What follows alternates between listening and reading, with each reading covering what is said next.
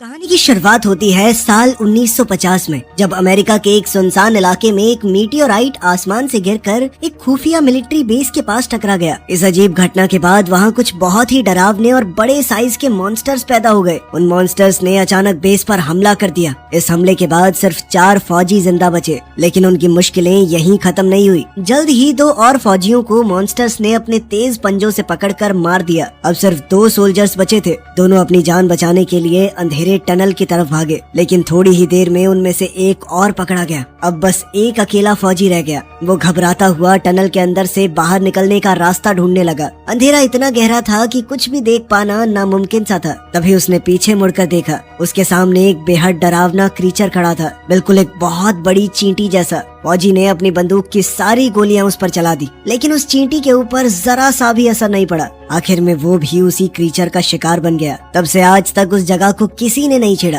अब आज की आधुनिक दुनिया में हम 2 दोस्तों को देखते हैं जो अपने पिकअप ट्रक में उसी रेगिस्तान के रास्ते से जा रहे थे। चलते चलते उनकी गाड़ी पहाड़ों के पास जाकर रुक गई। उनमें से एक दोस्त बोला कि मुझे जमीन पर कुछ अलग सा मिला है। दोनों नीचे उतरकर देखने लगे। जमीन पर कई गोलियों के खोखे पड़े हुए थे। उन्हें लगा कि शायद यहाँ कभी लड़ाई हुई होगी। फिर जब उन्होंने ध्यान से देखा तो जमीन पर एक इंसान का कटा हुआ हाथ पड़ा था। ये देखते ही दोनों डर गए, लेकिन इससे पहले कि वो कुछ कर पाते, अचानक एक बहुत बड़ा चींटी जैसा मॉन्स्टर उन पर झपटा। हर तरफ खून फैल गया। एक दोस्त डर कर वापस ट्रक की तरफ भागा, लेकिन वो मॉन्स्टर उससे ज्यादा तेज था। उसने कुछ ही पलों में उसे भी पकड़ लिया। अगली सुबह रेगिस्तान के पास एक छोटे से शहर में ब्रायन नाम का एक लड़का घर पे बैठ के अपनी फेवरेट मूवी देख रहा था। इस मूवी का नाम था द इराडिकेटर। इस मूवी में हीरो जॉन केज एक बहादुर बाइकर का रोल कर रहा था, जो एक ज़ॉम्बी से खूबसूरत लड़की को बचाता है। ब्रायन को ये हीरो बहुत पसंद था। उसने सोचा कि काश मेरे अंदर भी इतनी हिम्मत होती तो शायद मैं भी लीसा को अपने प्यार की बात बता पाता। तभी उसका बेस्ट फ्रेंड लूकस उसके घर आया। लूकस ने ब्रायन को याद दिलाया कि आज उसकी बर्थडे पार्टी है। पार्टी रेगिस्तान के बीच एक क्लब में होने वाली थी। लूकस, जो कि अपनी मोटरसाइकिल पर जाने वाला था, उस मोटरसाइकिल को ब्रायन ने खुद मॉडिफाई करके और ज्यादा पावरफुल बना दिया। अब दोनों पिकअप ट्रक में बैठकर क्लब की तरफ निकल पड़े, लेकिन रास्ते में लूकस ने एक सरप्राइज दिया। उसने लीसा के घर के सामने ट्रक रोका और लूकस ने लीसा को भी पार्टी के लिए इनवाइट कर लिया। लीसा को देखते ही ब्रायन का दिमाग तो पूरी तरह बंद पड़ गया। उसे समझ ही नहीं आ रहा था कि क्या बोले। जैसे ही लीसा ट्रक में बैठी, तीनों पार्टी के लिए निकल पड़े। रास्ते में उन्हें 2 भाई मिले, टिम और क्रेग। दोनों अपनी बाइक्स पर तेज स्पीड से स्टंट करते हुए चल रहे थे। लूकस को उनका एटीट्यूड कुछ खास पसंद नहीं आया। उसने तुरंत ब्रायन से कहा कि ट्रक को चलाते रहना। फिर लूकस ट्रक के पिछले हिस्से पर चढ़ गया।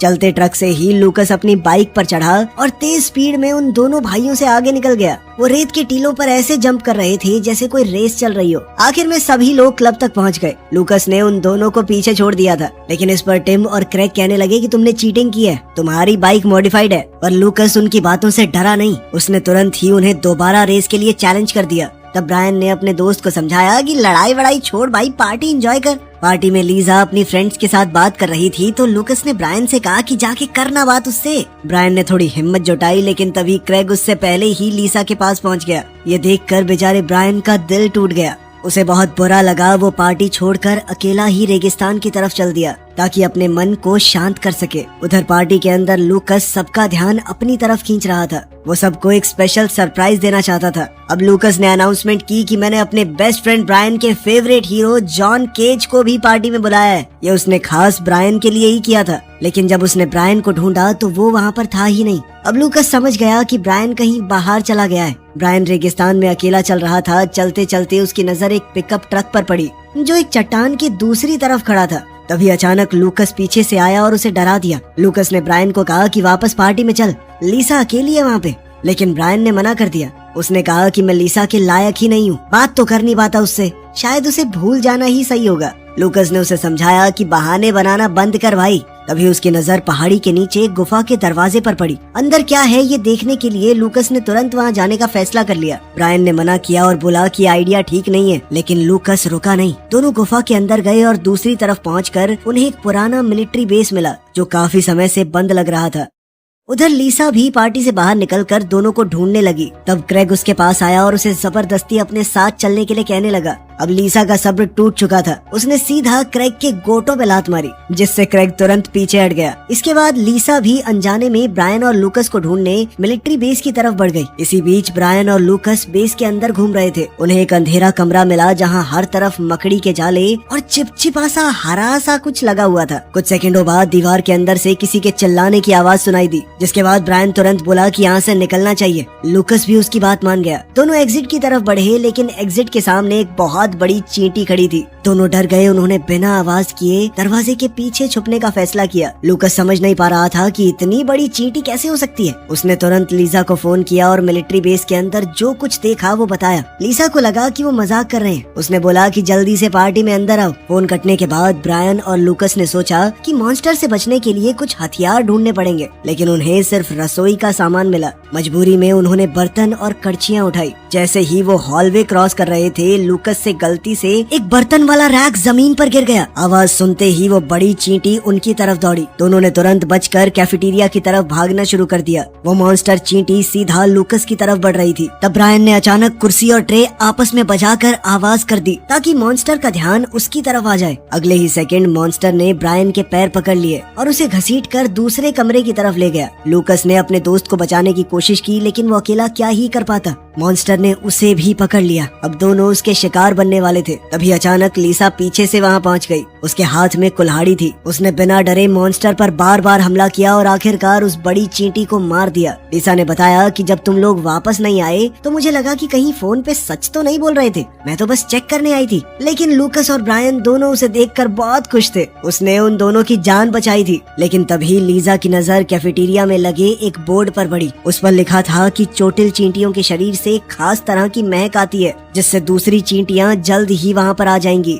इसका मतलब था कि मिलिट्री बेस पहले ही जाइंट एंट्स पर रिसर्च कर रहा था। और तभी कैफेटेरिया में और भी चींटियां आ गई। वो सब उस मरी हुई चींटी की महक सूंघ कर वहाँ पर आ रही थी। तीनों तुरंत वहाँ से भागे और कंट्रोल रूम में पहुँच गए। कंट्रोल रूम के कैमराज में दिख रहा था कि और भी चींटियां एक कमरे में बंद हैं। ब्रायन ने नोटिस किया कि कैमरा के साथ एक गन सिस्टम लगा हुआ है। उसने कंट्रोल रूम के कंप्यूटर का इस्तेमाल करके चींटियों पर फायरिंग शुरू कर दी, मानो वो कोई वीडियो गेम खेल रहा हो। तभी स्क्रीन पर एक वीडियो रिकॉर्डिंग चलने लगी। रिकॉर्डिंग में एक साइंटिस्ट दिखाया गया, डॉक्टर रेनर्ड। उसने बताया कि 1950 में रेगिस्तान में जो मीटियोराइट गिरा था उसके अंदर एलियन डीएनए था। मिलिट्री ने उस डीएनए को चींटियों और बड़ी मकड़ियों के डीएनए के साथ मिलाकर एक्सपेरिमेंट किया। इस एक्सपेरिमेंट के बाद चींटियों का साइज बहुत तेजी से बढ़ गया। उन्हें सुरक्षित रूम्स में बंद करके रिसर्च की जा रही थी। समय के साथ वो चींटियां बहुत ज्यादा समझदार हो गई। एक दिन चींटियों की रानी बड़ी चालाकी दिखाकर भाग गई। थोड़ी ही देर में उसने कई अंडे दिए, लेकिन चींटियों को अपने अंडे डेवलप करने के लिए एथेनॉल की जरूरत पड़ती है। रेगिस्तान में उन्हें एथेनॉल नहीं मिला, इसीलिए एंट्स बेस के अंदर ही रुक गई। लेकिन अगर वो रेगिस्तान से बाहर निकल गई तो पूरी दुनिया के लिए खतरा बन सकती है। रिकॉर्डिंग खत्म होने के बाद लूकस बोला कि अब टेंशन की बात नहीं है, क्योंकि एथेनॉल के बिना चींटियां और अंडे नहीं बना सकती। लेकिन लीसा ने तुरंत एक इम्पोर्टेंट बात समझी। पार्टी के लिए वो लोग यहाँ पर जो शराब लाए हैं उसके अंदर तो एथेनॉल होता है। अगर वो चींटियां क्लब तक पहुँच गई तो पूरा रेगिस्तान इन बड़ी चींटियों से भर जाएगा। ब्रायन ने तुरंत फैसला किया कि उन्हें क्लब वापस जाकर सबको बताना होगा।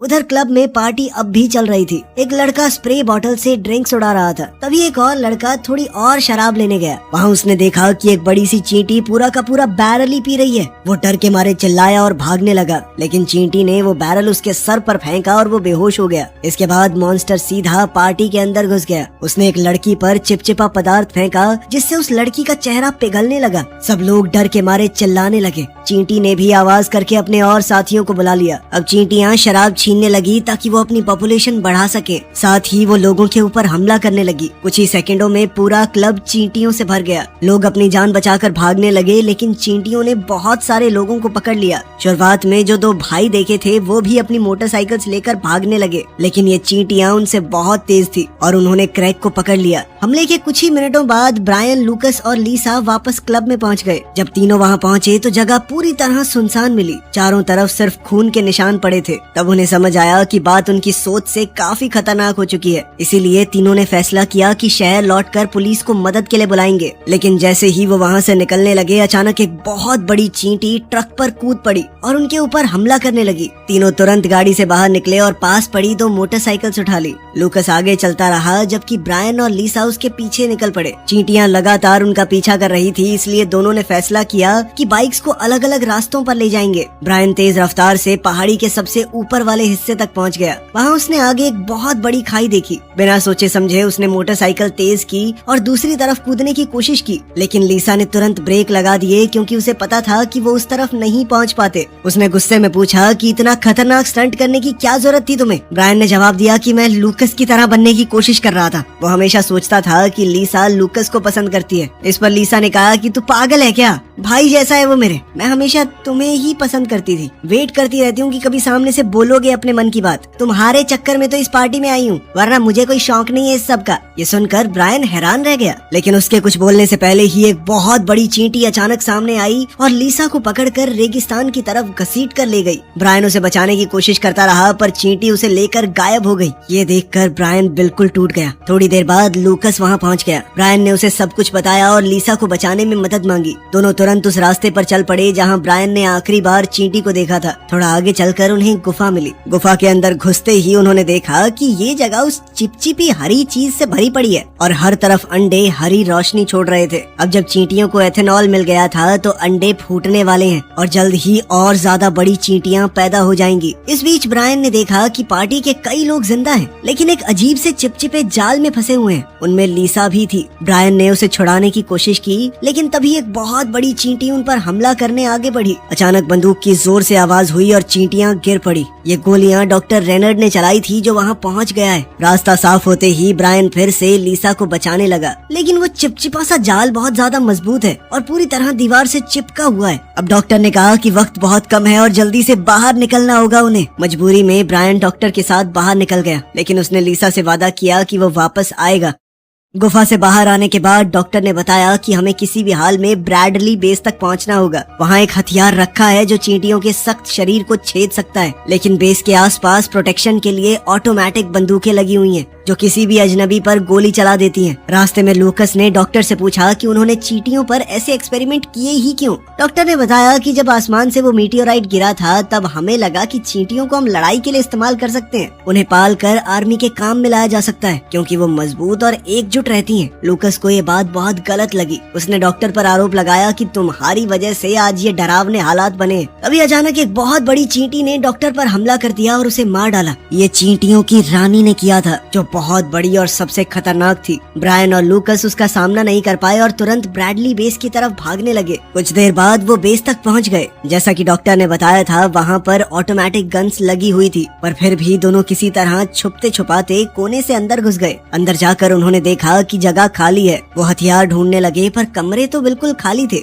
लूकस को लगा कि यहाँ आना बेकार हो गया। तभी वापस जाने का रास्ता भी एक और चींटी ने रोक दिया। लूकस ने कहा कि अब तो हमें छुप के मदद का इंतजार करना चाहिए, लेकिन ब्रायन जानता था कि लीसा के पास समय बहुत कम है। उसने कहा कि उन्हें वापस गुफा जाना होगा और अंडों को डिस्ट्रॉय करना होगा, वरना दुनिया में कोई नहीं बच पाएगा। मिलिट्री भी क्या ही कर लेगी इतनी चींटियों का, बहुत जल्दी बढ़ती हैं ये सुनकर लूकस मान गया। जाने से पहले लूकस एक छोटे डब्बे से बियर लेने लगा। वापस आया तो ब्रायन वहाँ पर नहीं था। तभी एक छुपा हुआ कमरा खुल गया। अंदर ब्रायन को हथियार मिल गए थे। उन्हें वहाँ 2 बंदूकें और एक काटने वाला हथियार मिला जो उस चिपचिपी चीज को काट सकता था। साथ ही उन्हें बॉडी सूट्स भी मिल गए। अब दोनों पूरी तैयारी के साथ वापस लड़ने को तैयार हो गए। बेस के रास्ते में उन्हें एक चींटी मिली जो एक सिपाही के शरीर को खा रही थी। इस बार ब्रायन और लूकस ने मिलकर उसे गोलियां चलाकर गिरा दिया। अब दोनों तुरंत मोटरसाइकिल लेकर गुफा की तरफ निकल पड़े। गुफा में पहुंचकर ब्रायन ने देखा कि लीसा अभी जिंदा है। उसने उस काटने वाले टूल का इस्तेमाल करके उसे आजाद कर दिया। लीसा बहुत खुश हुई क्योंकि ब्रायन ने अपना वादा निभाया, लेकिन अभी काम खत्म नहीं हुआ था। अब उन तीनों को मिलकर अंडों को नष्ट करना होगा और रानी को भी तो मारना है। बिना रानी को मारे वो कभी भी चींटियों को खत्म नहीं कर पाएंगे। लीसा ने ब्रायन और लूकस को बताया कि रानी कहाँ पर छुपी है। ब्रायन ने अपनी बंदूक तैयार की और सीधा उस डरावनी रानी चींटी को लड़ाई के लिए ललकारा। गुफा के अंदर एक गहरे सुराग से रानी बाहर निकली और सीधा ब्रायन पर झपटी। ब्रायन ने तुरंत गोली चलाई, गोली लगी लेकिन रानी रुकी नहीं, उतनी ही तेज आगे बढ़ी और उसके साथ और चींटियां भी आ गई। सब कुछ बद से बदतर हो रहा था और ब्रायन की बंदूक भी अचानक से बंद हो गई। अब ब्रायन और लीसा के पास सिर्फ एक ही रास्ता बचा था, मोटरसाइकिल पर भागना और चींटियों को अपने पीछे लगाकर दूर ले जाना। उधर लूकस गुफा में छुपकर लोगों को आजाद करने लगा। ब्रायन और लीसा तेज रफ्तार से सड़क पर निकल पड़े। उनके पीछे दर्जनों गुस्से से भरी हुई चींटियां लगी हुई थी। इतनी खतरनाक सिचुएशन में ब्रायन के दिमाग में एक प्लान आया। उसने मोटरसाइकिल को सीधा ब्रैडली बेस की तरफ मोड़ दिया। रास्ता खतरनाक था, फिर भी दोनों हिम्मत करके आगे बढ़े और बिना उस ऑटोमेटिक गन की नजर में आए उस इलाके को पार कर गए। लेकिन चींटियां उनके मुकाबले बहुत बड़ी थी। उस ऑटोमेटिक सिक्योरिटी सिस्टम ने उन्हें आसानी से पहचान लिया और एक के बाद एक तेज गोलियों ने पूरे झुंड को ही खत्म कर दिया। लीसा ब्रायन की सोच से बहुत इम्प्रेस हुई। दोनों को लगा कि अब तो खतरा खत्म हो गया, पर तभी पहाड़ की चोटी से रानी दोबारा सामने आई और उनके ऊपर झपट पड़ी। दोनों को दोबारा से रेगिस्तान में भागना पड़ा। उधर गुफा के अंदर लूकस ने सभी लोगों को आजाद कर दिया था। उसने अपने दोस्त से बियर स्प्रे करने वाला टूल लिया, जिसमें अभी भी इतना एथेनॉल बचा था कि पूरी गुफा में आग लग सके। अंडे फूटने वाले थे, इसीलिए उन्हें जल्दी करना होगा। सबको आजाद करने के बाद लूकस ने पूरी गुफा में वो बियर छिड़क दी और अब वो आग लगाने के लिए जैसे ही तैयार हुआ, उसे किसी बच गए आदमी की आवाज सुनाई दी। उसने पास जाकर देखा तो पता चला कि टिम जिंदा है। लूकस ने तुरंत उसे बाहर निकालने में मदद की। इसी बीच ब्रायन और लीसा भागते भागते उसी बड़ी खाई के पास पहुंच गए जहां से वो पहले गिरने वाले थे। उनके पास कोई रास्ता नहीं बचा। सामने से रानी तेजी से उनकी तरफ आ रही थी। ब्रायन को लगा कि सब खत्म हो गया है, लेकिन लीसा ने कहा कि इस बार कूदने की कोशिश करो। उसने कहा कि मुझे भरोसा है तुम्हारे ऊपर, तुम कर सकते हो। ब्रायन अभी भी श्योर नहीं था तो लीसा ने उसे हिम्मत देने के लिए चूम लिया और कहा कि दोबारा चाहिए ना तो कुदा देना, ठीक है। आखिर में ब्रायन ने पूरी रफ्तार से मोटरसाइकिल खाई की तरफ दौड़ा दी और ऐन मौके पर दोनों ने दूसरी तरफ छलांग लगा दी। उन्हें यकीन ही नहीं हो रहा था कि वो बच गए हैं। अब उन्हें वही शुरुआत वाली गाड़ी दिखी और वो उसमें बैठकर भागने लगे। तभी अचानक से गाड़ी पीछे की तरफ जाने लगी। दरअसल रानी के अंदर अब एक मकड़ी जैसा जाल बनाने की ताकत आ गई थी। उसने जाल फेंका और गाड़ी को वापस खींचने लगी। तब लीसा ने ब्रायन की बंदूक उठाई जो अब दोबारा से चलने लगी थी। उसने सही निशाना लगाया और रानी के सर पर गोली चला दी। रानी सीधा गहरे गड्ढे में जा गिरी। आखिरकार उनकी ये डरावनी दुश्मन खत्म हो गई थी, लेकिन गिरते हुए उसका शरीर उनकी गाड़ी को भी साथ खींचने लगा। ब्रायन और लीसा समय रहते बड़ी मुश्किल से अपनी गाड़ी से कूद कर बचे। उधर गुफा में लूकस ने टिम को बाहर भेजा और आग लगाने लगा। तभी एक नई चींटी अंडे से निकली और उस पर हमला कर दिया। लूकस ने बड़ी मुश्किल से खुद को छुड़ाया और उसका सर पैर से कुचल दिया, लेकिन तब तक गुफा में आग फैल गई और लूकस अंदर ही फंस गया। कुछ देर बाद जब ब्रायन और लीसा वापस आए तो उन्हें टिम मिला। टिम ने उन्हें बताया कि लूकस ने सबको बचा लिया, लेकिन वो खुद आग लगाते वक्त अंदर फंस गया है। ब्रायन अपने दोस्त को अंदर मरने के लिए नहीं छोड़ने वाला था। उसने अंदर जाकर उसे बचाने का सोचा, लेकिन आग बहुत फैल चुकी थी। तभी क्रेग अपनी मोटरसाइकिल पर वहां पहुंच गया। अपने भाई को जिंदा देखकर वो बहुत खुश था। जब उसे पता चला कि लूकस ने टिम की जान बचाई है तो उसने उस एहसान का बदला चुकाने का फैसला किया और तुरंत मोटरसाइकिल लेकर गुफा के अंदर घुस गया। अंदर से जोरदार धमाकों की आवाज आ रही थी। ऐसा लगता था मानो सब कुछ खत्म हो गया हो, लेकिन आखिरी पल में क्रेग मोटरसाइकिल पर लूकस को बाहर निकाल लाया। दोनों सुरक्षित थे और सब लोग बहुत खुश हुए। इस खतरे से बचने के बाद सब लोग वापस क्लब में गए ताकि वहाँ का बचा हुआ काम संभाल सके। लूकस और उन दोनों भाइयों के बीच पुरानी दुश्मनी खत्म हो गई। तभी अचानक ब्रायन को उसका सरप्राइज मिला। उसका फेवरेट हीरो जॉन केज वहाँ पर पहुँच गया था। वो ब्रायन से मिला और ब्रायन तो बहुत खुश हो गया उसे देखकर। ब्रायन ने जॉन को बियर का कैन दिया, लेकिन जैसे ही वो पीने लगा अचानक एक जाल आया और कैन को खींच कर ले गया। सबको समझ आ गया कि एक और बड़ी सी चींटी जिंदा बच गई है, लेकिन इस बार कोई डरा नहीं। ब्रायन, लूकस और लीसा ने मिलकर तुरंत उसे खत्म कर दिया। सबको लगा कि अब तो सब सही है, लेकिन उन्हें पता चला कि फौज के बेस के अंदर एक कमरे में अभी भी बहुत से बड़े कीड़े बंद हैं, जिसका मतलब था कि खतरा